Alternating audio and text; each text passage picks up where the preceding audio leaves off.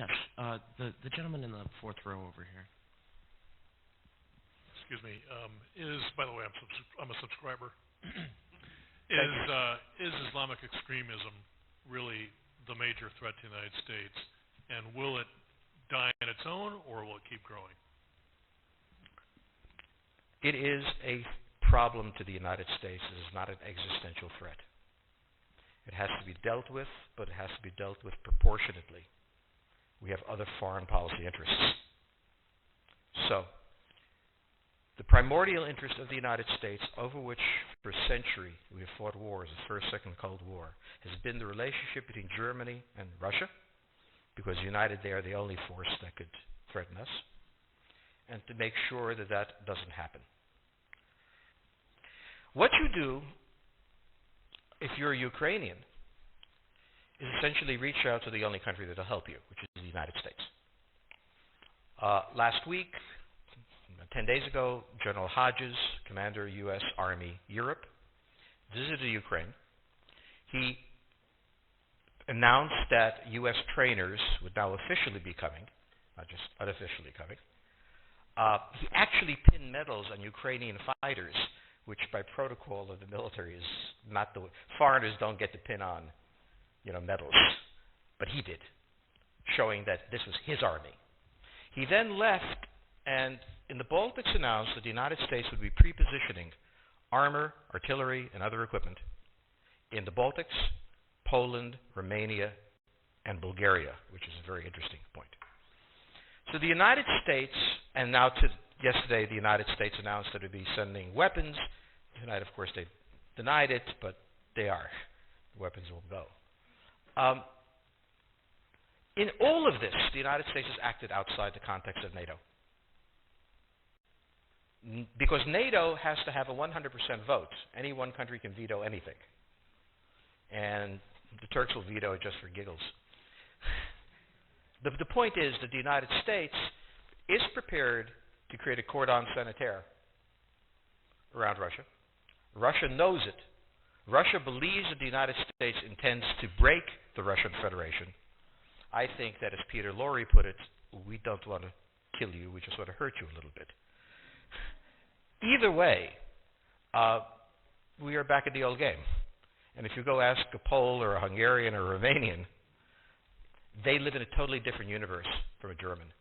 And they live in a totally different universe from a Spaniard. So there is no commonality in Europe. But if I were a Ukrainian, I would do exactly what they're doing. Try to draw the Americans in. The question on the table for the Russians is, will they retain a buffer zone that's at least neutral? Or will the West penetrate so far in Ukraine that they're 70 miles away from Stalingrad and 300 miles away from Moscow?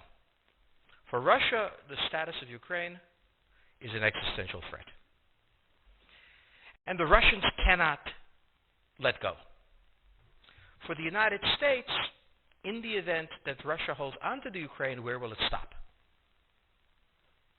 Therefore, it's not an accident that General Hodges, who's been appointed to be blamed for all of this, is talking about pre-positioning troops in Romania, Bulgaria, Poland, and the Baltics.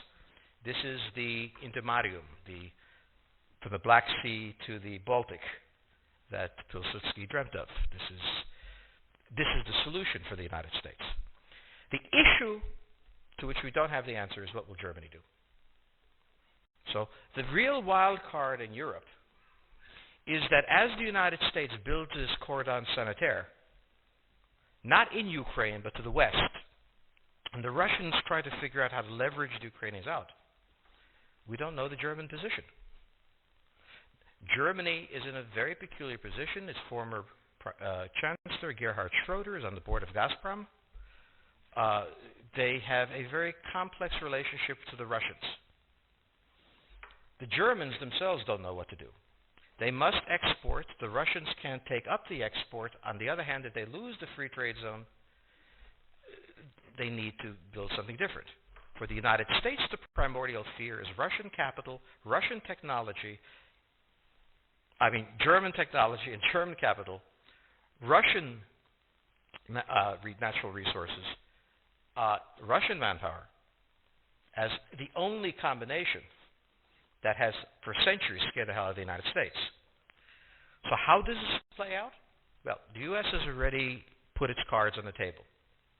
It is the line from the Baltics to the Black Sea.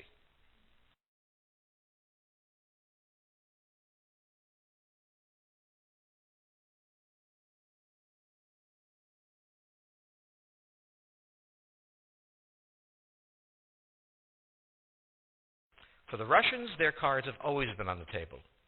They must have at least a neutral Ukraine, not a pro-Western Ukraine.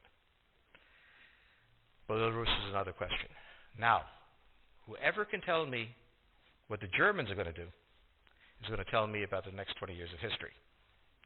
But unfortunately, the Germans haven't made up their mind. And this is the problem of Germany always. Enormously economically powerful, geopolitically very fragile, and never quite knowing how to reconcile the two. Ever since 1871, this has been the German question, the question of Europe. Think about the German question, because now it's coming up again. That's the next question that we have to address. And we don't know how to address it. We don't know what they're going to do. The United States has a fundamental interest. It controls all the oceans of the world. No power has ever done that. Because of that, we get to invade people and they don't get to invade us. It's a very nice thing. Maintaining control of the sea and control of space is the foundation of our power. The best way to defeat an enemy fleet is to not let it be built. The way the British managed to make certain that no European power could build a fleet was to make sure the Europeans were at each other's throats. The policy that I would recommend is the one that Ronald Reagan adopted toward Iran and Iraq. He funded both sides so they would fight each other and not fight us. This was cynical. It was certainly not moral. It worked. And this is the point. The United States cannot occupy Eurasia. The moment the first boot sets the ground, the demographic differential is we are totally outnumbered. We can defeat an army. We cannot occupy Iraq. The idea that 130,000 men would occupy a country of 25 million, well, the ratio in New York of cops to citizens was greater than we had deployed in Iraq.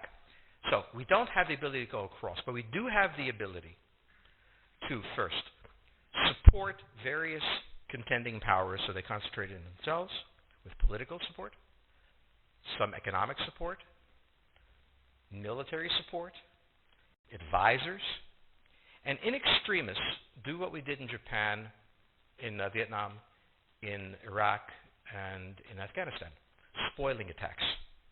The spoiling attack is not intended to defeat the enemy. It's intended to throw him off balance. What we did in each of these wars, in Afghanistan, for example, is we threw Al-Qaeda off balance. The problem we have, since we're young and stupid, is that having thrown them off balance, instead of saying, okay, job well done, let's go home, we said, well, that was easy. Why don't we build a democracy here? This was the moment of dementia that came in. The answer, therefore, is the United States cannot constantly be intervening throughout Eurasia. It must be selectively intervening and very rarely.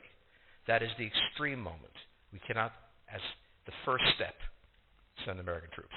And when we send American troops, we have to clearly understand what the mission is, limit it to that, and not develop all sorts of psychotic fantasies.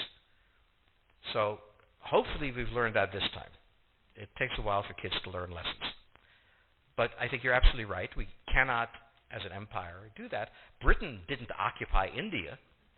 It took various Indian states and turned them against each other and provided some British officers for an Indian army.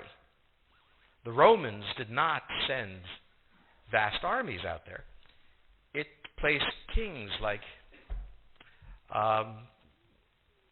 various kings it created under the emperor, and those kings were responsible for maintaining the peace.